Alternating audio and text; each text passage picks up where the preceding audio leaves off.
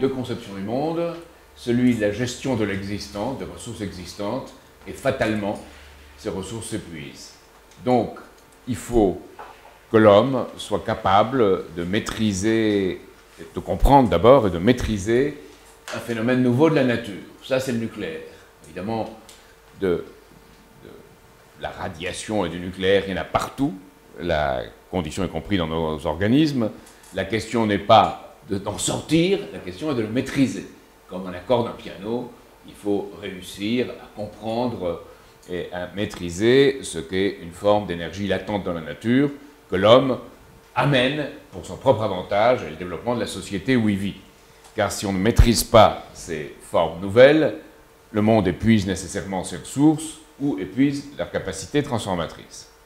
Alors ça suppose deux choses. D'abord, que ce qu'on a découvert et ce qui marche soit conservé. C'est Fessenheim.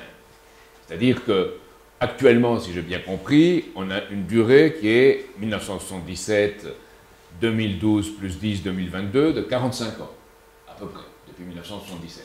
Mais comme vous l'avez dit, ce n'est pas la même centrale.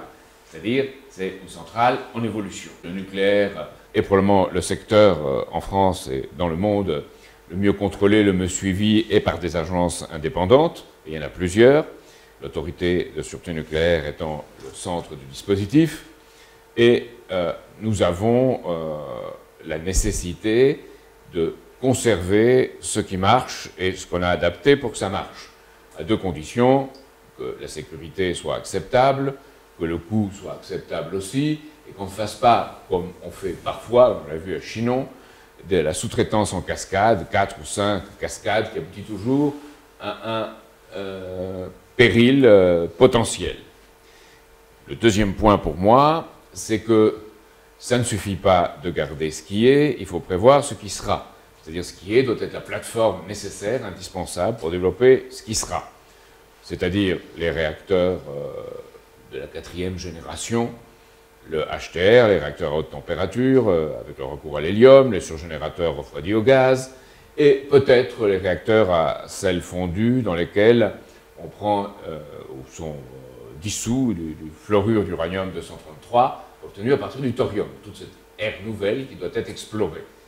Alors, ça doit être quelque chose qui est nécessaire pour l'avenir à partir de quelque chose qui existe aujourd'hui.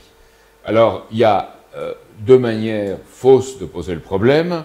La première, c'est de dire, comme le disent la plupart des candidats, soit de façon directe ou indirecte à cette élection présidentielle, le nucléaire c'est dangereux, donc il faut en faire le moins possible.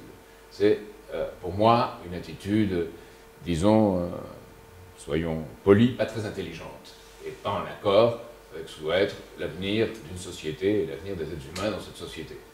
Ça, c'est la première chose. Alors, il y a Sarkozy, évidemment, vous me direz, est une exception, il défend le nucléaire, il est venu défendre Fessenheim, mais il temporise, il dit on mettra, il a dit à un moment donné, pour 1 euro dans le nucléaire, on mettra 1 euro dans les énergies nouvelles, il dit, il ne décrit pas ce que le nucléaire ou le développement du nucléaire a de spécifique, c'est-à-dire une densité de flux d'énergie par matière utilisée, par unité de surface et par être humain qui est supérieure.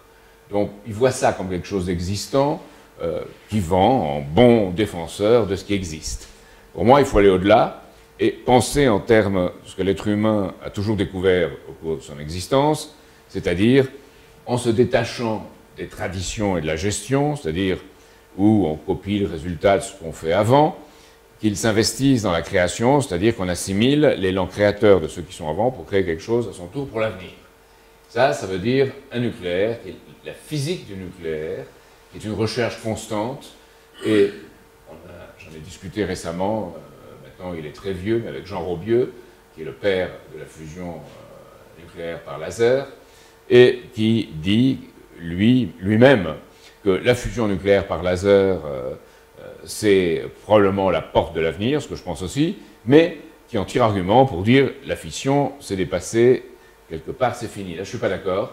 Je pense que si on veut aller plus loin, il faut conserver les moyens de pouvoir aller plus loin et tenir et développer ce qu'on a. Et je pense que Fessenheim, de ce point de vue, est un symbole de ce qu'on a. Et je pense que toute la politique de ceux qui veulent fermer Fessenheim et conserver l'emploi, c'est un leurre.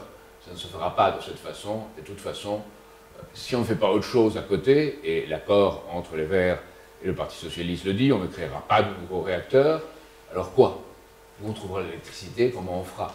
Et on sait que les énergies renouvelables, en tant que telles, même leur somme poussée à bout, ne peut pas répondre à une société de l'avenir, à une société de développement. Donc voilà mon approche et voilà pourquoi je suis à Fessenheim et pourquoi je soutiens Fessenheim comme socle pour un avenir du nucléaire et du développement constant du nucléaire. Voilà ce que je veux vous dire simplement.